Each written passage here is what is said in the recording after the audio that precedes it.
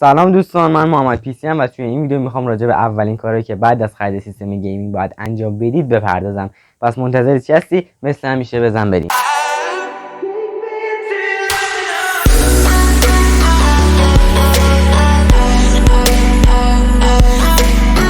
اولین کاری که کلا بعد از خرید یه دونه سیستم یا حالا یه دونه کامپیوتر باید انجام بدید اینه که خب در کیس رو باز بکنید، ببینید که قطعاتتون به صورت صحیح اسمبل شده یا نه.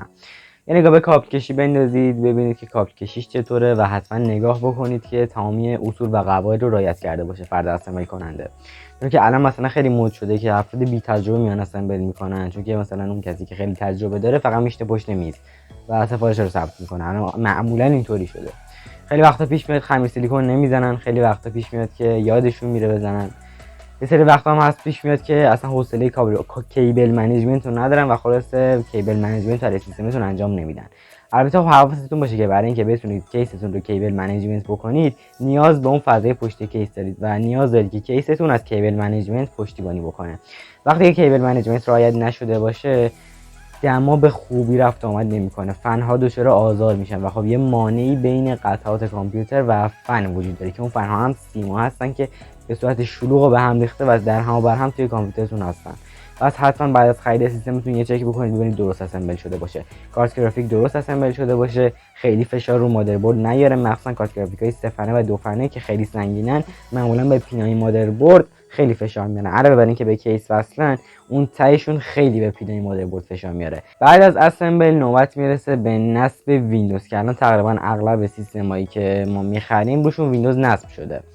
اما خب اگه ویندوز نصب نشده بود حتما حواستون باشه که یه دونه ویندوز 10 پرو بریزید، چرا که فوق العاده مناسب گیمه. ویندوز 11 رو بهتون توصیه نمی‌کنم چرا که هنوز خیلی مطمئن نیست برای گیم. مصطفی جان یه دونه بنچمارک ساخته و فرق ویندوز 10 و 11 رو اونجا گفته. اگه دوست دارید میتونید من لینک ویدیو رو توی دیسکریپشن کانال میذارم، حتما یه سر به کانالش بزنید.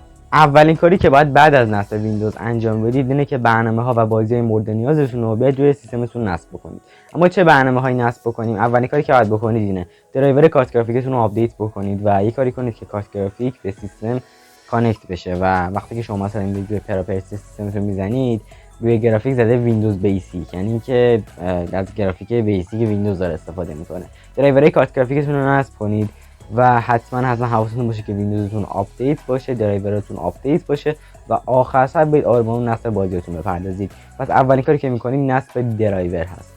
دومین کاری که باید انجام بدید برنامه MSI Afterburner رو بریزید. من راجع به این برنامه حتما باید یه دونه ویدیو جداگانه بسازم، اما خب یه توضیح مختصری بخوام اینجا راجع بهش بدم، این برنامه یه برنامه خیلی مفید برای گیمراست. میتونید دمای کارت گرافیکتون رو اندازه بگیرید، میتونید بنچمارک بگیرید و فریم ریت بازیاتون رو توی بازی مختلف بسنجید و از اون مهمتر اینه که میتونید کارت گرافیکتون رو اورکلاک کنید که من به هیچ عنوان توصیه نمیکنم، چون که اورکلاک کارت گرافیک رو در از توان خارج میکنه. یعنی چی؟ یعنی که میاد قدرت کارت گرافیک رو چند برابر میکنه، یعنی میاد بیشتر از حد توان کارت گرافیک از کارت گرافیک کار میکشه و خب این کار باعث میشه که در طولانی مدت کارت گرافیک شما آسیب ببینه. پس حتما به این نکته توجه کنید. اوورکلاک فقط به شرطی مفیده که توسط خود کارخونه انجام شده باشه. مثلا توی خیلی از کارت گرافیک ایسوس میبینیم که بغل کارت گرافیک علامت اوسی هست به معنی اوورکلاک شده. خب اونها قاعدتا مشکلی ندارن، اما اگه خودتون بخواید اوورکلاک بکنید ممکنه که کلا کارت گرافیک رو بسوزونید. بعدی که بعد انجام بدید اینه اگه کارت گرافیکتون رو دست دوم خریدید برید یه بنچمارک سریع توی چند تا بازی سنگین از سیستمتون بگیرید.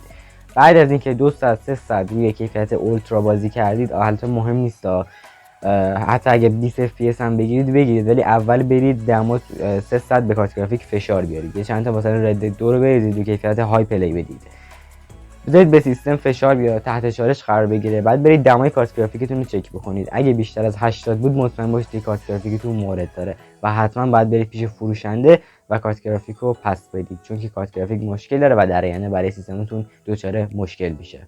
علاوه بر کارت گرافیک های دست دوم از خود سیستمتون هم حتی اگه نو خریدید یه دونه بنچمارک بگیرید، دمای همه چی رو چک کنید. سی پی یو تون رو دماش رو حواستون باشه بیشتر از 80 نشه، کارت گرافیک رو دماش حواستون باشه که بیشتر از 80 نشه. اما دمای کارت گرافیک چقدرش خوبه رو به طور خلاصه بخوام بهتون بگم اینه که آقا دما بیشتر از 80 بده، کمتر از 80 خوبه، 70 معمولیه، 60 عالیه، 50 که دیگه فوق العاده است. و همه این نکات توجه بکنید و من راجع به دمای کارت گرافیک قطعا یه دونه ویدیو در آینده خواهم ساخت. پس اگر تا اینجای کار کانال یوتیوب من رو سابسکرایب نکردید میتونید همین الان کانال یوتیوب من رو سابسکرایب بکنید، زنگوله نوتیفیکیشن روی حالت آل قرار بدید که اگه ویدیویی ساختم تشریف بیارید و ویدیو جدید من رو ببینید. اگر همین ویدیو تا اینجای کار به کارتون اومده میتونید همین الان ویدیو رو لایک بکنید. مورد بعدی که بعد بهش توجه بکنید RGB هست. اگر که سیستمتون یه کیسی داره که RGB و فنه سیستمتون هم RGB، حواستون باشه که این فنه سیستم و فنه کارت گرافیک و فنه اون LED های رم با همدیگه RGB شون سینک باشه، یعنی مثلا ریتمشون با همدیگه اوکی باشه و خلاصه اینکه یکی باشه دیگه. اینطوری نباشه که رنگ LED رمتون سبز باشه نتونید تغییرش بدید، LED کیستون آبی باشه. این کار رو باید اسمبل کار حتما براتون انجام بده. وقتی که سیستم رو میخرید باید حتما RGB با هم دیگه سینک شده باشن. اگه سینک نشده باشن هر قطعه واسه خودش یه رنگی میزنه. پس در نتیجه به این نکته حتما توجه بکنید. اگه این اتفاق برای سیستمتون نیافتاده و RGB یا سینک نشده حتما برید پیش فروشنده و ازش بخواید که براتون این کار انجام بده. مورد بعدی هارد دیسک هستش. حتما بعد از خرید سیستم برید عمر هارد دیسک رو چک بکنید و SSD تون، چون الان یه دوره‌ایه که مد شده جدیدن هاردای خراب و دست دوم به مردم غالب میکنن.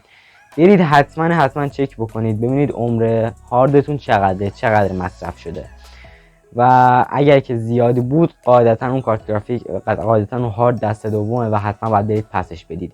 SSD هم حتما حواستون باشه چون معمولا هارد و SSD خیلی به مشکل میخورن. خب و اما میرسیم سراغ آخرین مرحله، یعنی نصب موس و کیبورد و سیم های کامپیوتر. حتما حواستون باشه که سیم پاور رو بدون محافظت برق خوب وصل کنید و حتما از یه دونه سیم سیر خوب استفاده کنید که ولتاژ ثابت بهش بده تا پاورتون به مشکل نخوره. چون الان یه مشکلی که برای برق ایران پیش اومده اینه که مدام برقا میره، علاوه بر اون که مدام برقا میره نوسان برق هم توی ایران زیاده. به همین دلیل معمولا پاورام دچار مشکل میشن. به این نکته هم حتما توجه داشته باشید.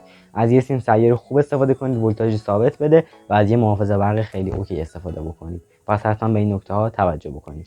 و این نکته مهم دیگه اینه جعبه های قطعات کامپیوترتون رو نگه دارید. اینا هر کدومشون 3 سال گارانتی داره.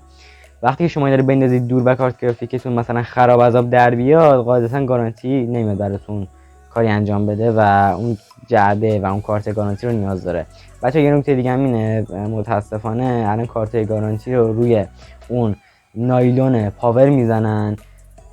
گارانتی هارد هم دقیقا همینطوریه، میان روی نایلون هارد میزنن. چون اگه دقت کرده باشید هاردها بسته‌بندی جعبه‌ای ندارن و توی نایلون بسته‌بندی شدن. به همین دلیل معمولا کارت گارانتی رو میزنن روشون. وقتی که شما نایلون رو بندازید دور عملا گارانتی هاردتون هم انداختید دور. پس حتما به این نکته توجه داشته باشید. خب دیگه فکر کنم تمام نکاتی که بعد از خرید یه کامپیوتر بعد انجام میدادید رو گفتم. من محمد پیسی هستم. توی کانال یوتیوبم به بررسی بنچمارک، سخت افزار، تکنولوژی و هر چیزی که مربوط به تکنولوژی میپردازم. اگه به محتوای این کانال علاقه‌مندی میتونی همین الان کانال یوتیوب من رو سابسکرایب بکنی و ویدیو رو لایک بکنی و حتما زنگوله نوتیفیکیشن رو حالت آل قرار بدی. اگر این ویدیو رو از اینستاگرام داری ببینی حتما ویدیو رو لایک کن، پیج منو فالو بکن و اگه سوالی تو قسمت کامنت ها بپرس. دوستتون دارم. تا ویدیو بعدی، بدرود.